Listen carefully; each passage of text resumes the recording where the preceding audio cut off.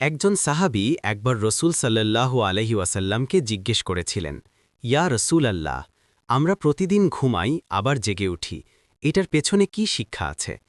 রসুল সাল্লাল্লাহু আলহি ওয়াসাল্লাম বুঝিয়েছিলেন, এটাই আমাদের জন্য স্মরণিকা। যেমন আমরা ঘুম থেকে উঠি, ঠিক তেমনি একদিন কবর থেকে উঠতে হবে। তাই প্রতিটি সকাল আসলে নতুন সুযোগ, নিজেকে ঠিক করার, আল্লাহর কাছে ফিরে যাওয়ার। প্রতিদিন সকালে ঘুম থেকে উঠে আপনি আসলে নতুন একটা জীবন পাচ্ছেন।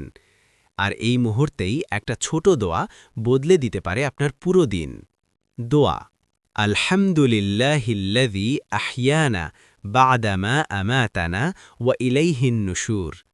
যার অর্থ, সকল প্রশংসা আল্লাহর জন্য, যিনি আমাদের মৃত্যুর পর জীবিত করলেন এবং তার কাছেই ফিরে যেতে হবে।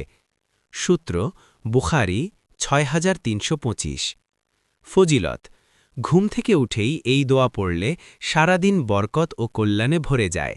তাই আজ থেকে ঘুম থেকে উঠেই মোবাইল না, প্রথমে এই দোয়া পড়ুন, কারণ আপনি আবার বেঁচে উঠেছেন আল্লাহর ইচ্ছায়।